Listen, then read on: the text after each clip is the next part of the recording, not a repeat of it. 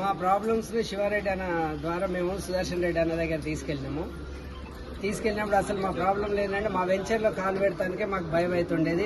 వచ్చినట్టు కొట్టడము, భయపెట్టించి ముసలోళ్ళు వస్తే నెట్టేయడము, ఇవన్నీ చేయడము, ఆడవాళ్ళు మూగోళ్ళు అంటూ చూడకుండా ప్రతి ఒక్కరి మీద దాడి చేస్తున్నప్పుడు మేము అన్న దగ్గరికి వెళ్ళినాం. అన్న ఏం చేసినంటే నేనున్నా మీకు ఎందుకు అని చెప్పేసి ఈటల రాజేంద్ర అన్న దగ్గర తీసుకెళ్ళిండు.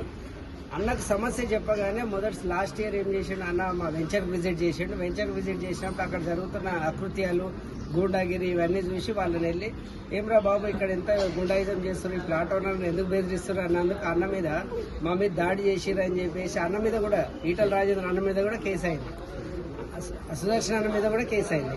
మాకు సపోర్ట్ చేయడానికి వచ్చిన అన్నలిద్దరికి, ఈటల రాజేంద్ర అన్న, సుదర్శన్ అన్న, వాళ్ళిద్దరి మీద కేసు అవ్వడం కూడా మాకు చాలా బాధ అయింది. అయినా కొంతవరకు మేము అన్నోళ్ళ ధైర్యం చూసుకొని ముందరికి వెళ్ళిన తర్వాత సంవత్సరం వరకు ఏం లేదు. మళ్ళీ ఈ మధ్య కాలంలో 50 మందిని తీసుకొచ్చి మా ఊళ్ళు ప్లాట్ విజిట్ చేసుకోవడానికి చిన్న మీటింగ్ పెట్టుకొని మా ప్లాట్ల సమస్యలు మాట్లాడుకుందామని మేము వాడు మీటింగ్ పెట్టుకుంటే 50 మందిని తీసుకొచ్చి హత్యాయత్నం, కర్రలు, కత్తులు, రాళ్ళు, రప్పలు పట్టుకొని ఎమ్మటి వాడి ఆడవాళ్ళు లేదు, మగోళ్ళు లేదు, పిల్లలు లేరు, ఎవరిని చూడకుండా కొడితే ఒక్కొక్కరు తలకాయలు వాళ్ళకి హాస్పిటల్లో కూడా జాయిన్ అయ్యారు. ఆ సావు బతుకుల్లో ఉన్నప్పుడు మళ్ళీ సుదర్శన్ అన్న దృష్టికి తీసుకెళ్తే అన్న ఈటల రాజేంద్ర అన్న దృష్టికి తీసుకొచ్చి మా అందరినీ అన్న దగ్గర తీసుకొచ్చాడు.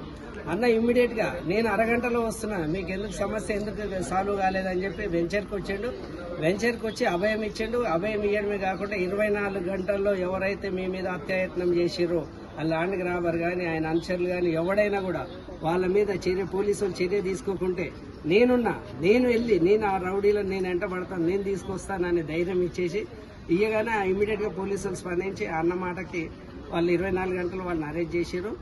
దీనికి ఈ రోజు మేము సుదర్శన్ అన్న ఆధ్వర్యంలో రాజేంద్ర అన్న గారికి కృతజ్ఞతలు తెలియజేసుకోవడానికి వచ్చినాము.